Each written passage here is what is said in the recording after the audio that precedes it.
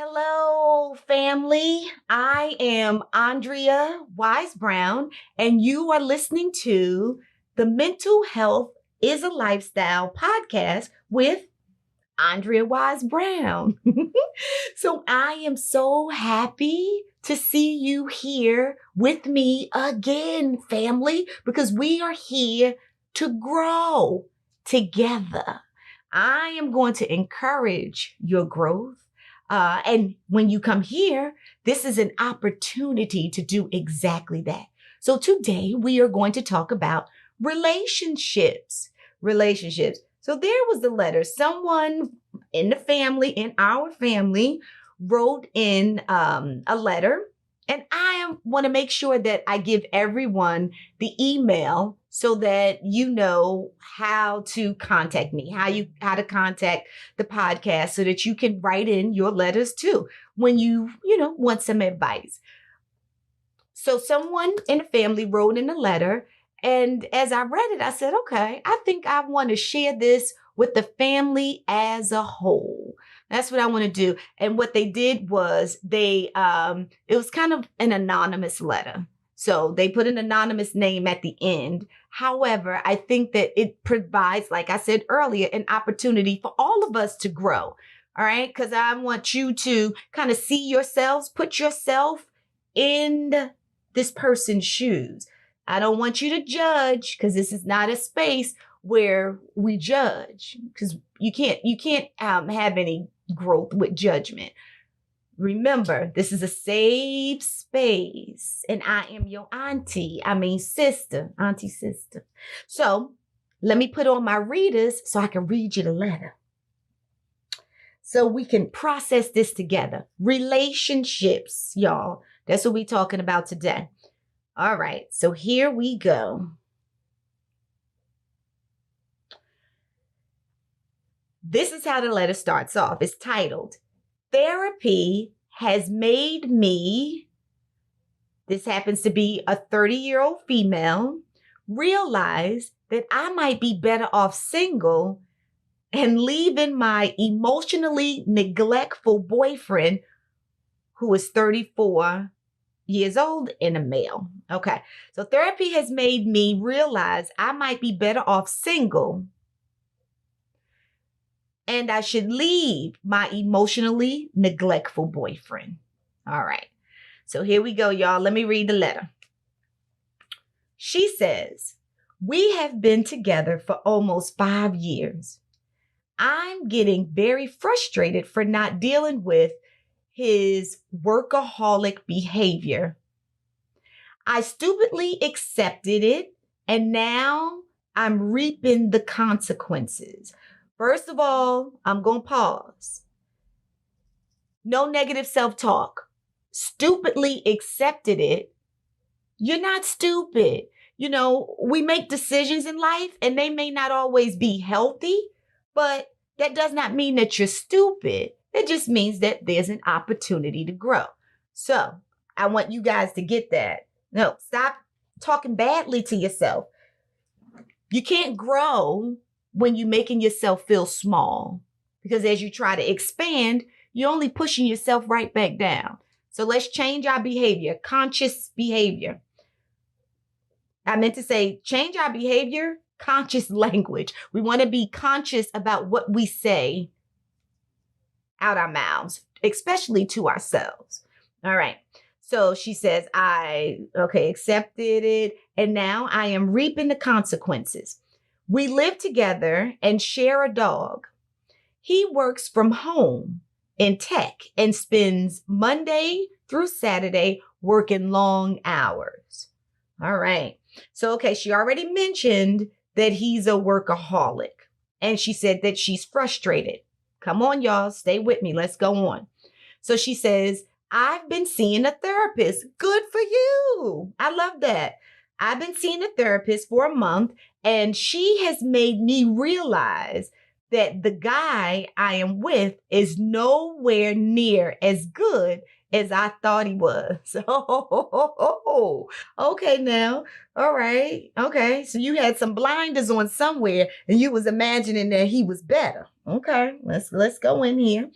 Okay.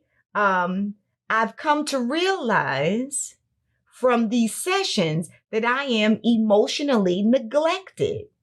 I'm always stressed and unappreciated. No, no, no. So we don't do that. Yeah, I love the awareness though. See, therapy works, y'all. So I love the fact that she saw and realized that, yeah, she was emotionally neglected. She's always feeling stressed and she feels unappreciated. No, no, no. To keep it simple, I basically do all of the housework, most of the cooking, and we go on dates every blue moon. Okay. Choices that you make doesn't mean you're stupid, but just choices that you're making. And when you make choices, as soon as you realize that they don't serve you, then you choose something else. Simply choose something else, but no negative self talk. Simply choose something else. She goes on to say the last date we had was on Valentine's Day about 2 months ago. Our sex life is always slacking because he's always tired. So we end up getting intimate every month if I'm lucky. So it sounds like that's once a month. Well, that's not good. I'm going to take my glasses off for this. In order to have a healthy relationship, you have to share some intimacy with your partner. Intimacy is important. Now, sex is great, and a healthy sex life with your partner is amazing because, sex brings you closer together. However, sex isn't the only way to be intimate with your partner. Some people may have issues so they can't have sex. But then there are other ways to cuddle, ways to connect. There are other things. So let's just say if a man is having erectile dysfunction and he can't act out in the way of having sex, there's other ways that he can be pleasured. There's other pleasure points in his body. In the same way for a female, if there's an issue with her sexually, and she can't perform for whatever reason biologically, there's other ways that she can be pleased. And like I said, for both of them, for you to gain intimacy, because sometimes a good cuddle and nice kiss constantly can bring on intimacy. So intimacy is important in relationships. Very, very, very important. And once a month is not enough. I will say that there was a survey that was done, and what it yielded is usually in most relationships that couples have sex on average 2 times per week. 2 times per week. That's on average. Now, if you just started the relationship, if it's a brand new relationship, you may be having sex more than 2 times a week, which is great. But I'm just going to say that the national average is about 2 times a week. So at least if you are hitting it 2 times a week, because things in life just happen, right? Then you know that, we are in a healthy space in regards to having sex in a relationship. But as I said to you, intimacy is more than sex, and you need to be intimate. So I'm going to go on and finish the letter, but I need you to know that. Okay. She said that they only have sex once a month. She says, I do love him, which is why I am still with him. His good traits are that he is caring, he's kind, he's generous, but he has no work-life balance. All right. So then here I go. I'm like, all right, well, I would bring him into therapy. Maybe ask your therapist if you can invite him in for a couple of sessions, because maybe he needs help. Well, I'm going to say maybe he needs help with seeing how you feel and how his choices are affecting you. And sometimes, when we're in these relationships, it takes a third party, like a mediator, to kind of help us with that, to kind of bridge the gap. Because a lot of times people in the relationships don't really want to hear what the other person is saying because of, maybe some of their own insecurities, or if they don't want to feel vulnerable with their partner or want to appear to be right and not less than, which is all goes back to insecurities and childhood stuff that we will talk about at some time. However, that's why a third party, a professionally trained third party, is really helpful. Couples counseling does work. So I was going to say, let him, ask him maybe to come into counseling. And then guess what, y'all? After that, she says, next sentence, I've suggested couples therapy, and he said he's not interested and doesn't believe in it. To all of the people who I've helped who've said that. Okay. All right. I've explained, this is she, I've explained I'm unhappy a few times, and he's done nothing to change his behavior when he knows I dislike him, smoking and working crazy hours. So we already knew the work-life balance was off, but then she just added in smoking. So she don't like his smoking either. But she says she loves him, but it's a lot that she doesn't like about him. I need to accept he won't ever change and that love isn't strong enough, but I have no idea what to do or how to end this relationship if needed. Her question is, do I need to leave because my needs aren't being met? And I am going to say, I would never tell anyone to leave a relationship. Never. It's not up to me to tell anyone to leave the relationship. However, what I would say is that you need to continue therapy. You need to continue therapy, because as you continue therapy, you will start to understand why it is that you're attracted to someone who triggers you in this way. Why are you attracted to someone and are staying in a relationship with someone who doesn't really take care of your needs? Now, I know you said that he was kind. I know that you said that he did have some good qualities, but it also sounds like you said that you were unhappy, because I was getting ready to say that you may be unhappy, but you said in the letter that you were unhappy. So why are we staying anywhere where we are unhappy? Any place that doesn't serve us? So that's the question. So for me, it's not to tell you, yes, you should leave him. I would never tell anybody that they should leave a relationship unless they are being battered, being used or abused. In those cases, run. However, in this case, what I would say is you continue to work on yourself. I love when you said, I can't change him.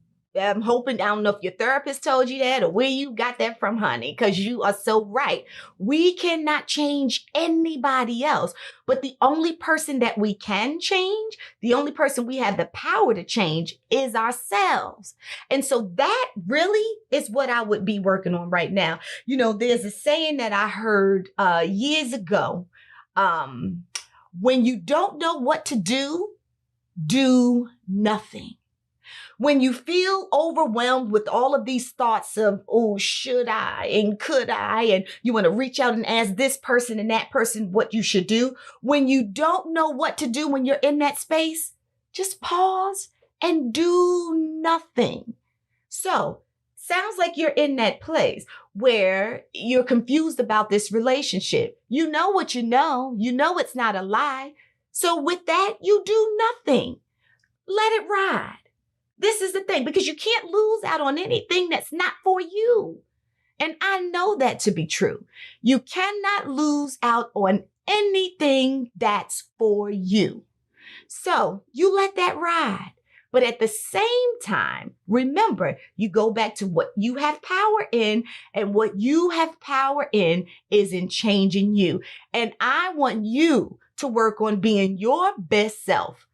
And you doing that It's continuing those therapy sessions, because as you process with a therapist, why you even think the way that you do, why you find yourself in this position with a man who makes you unhappy, why you are finding yourself in a position with a man who doesn't want to be intimate, doesn't want to take you out, and uses work, puts work as a priority. But this is the deal. Nobody's perfect. So even more so than that, why is it that you're in a relationship with a man where you're telling him that you have these needs and he's ignoring the need?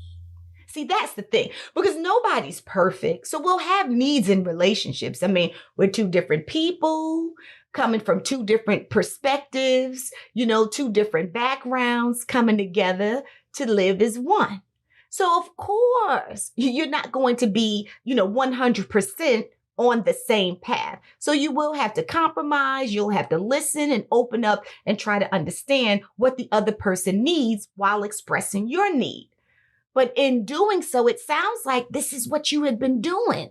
And he doesn't want any part of it. Now, that's what it sounds like from your perspective.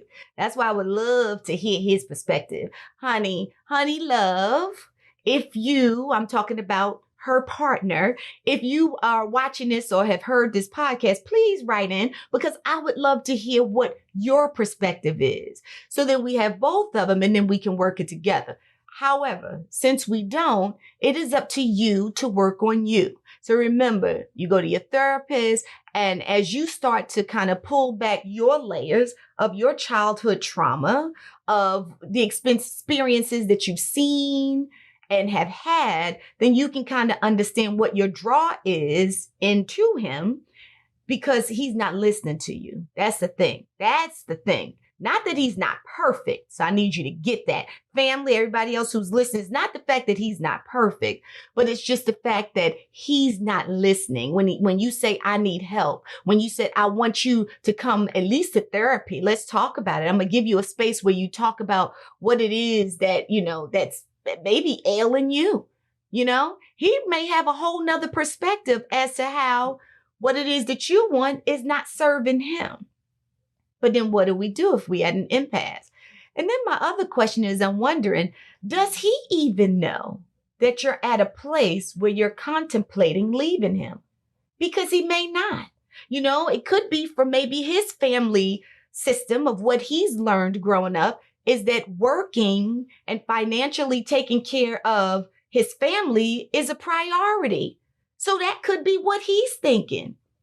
And what I have learned, and I will tell you this from plenty of men who've come to me who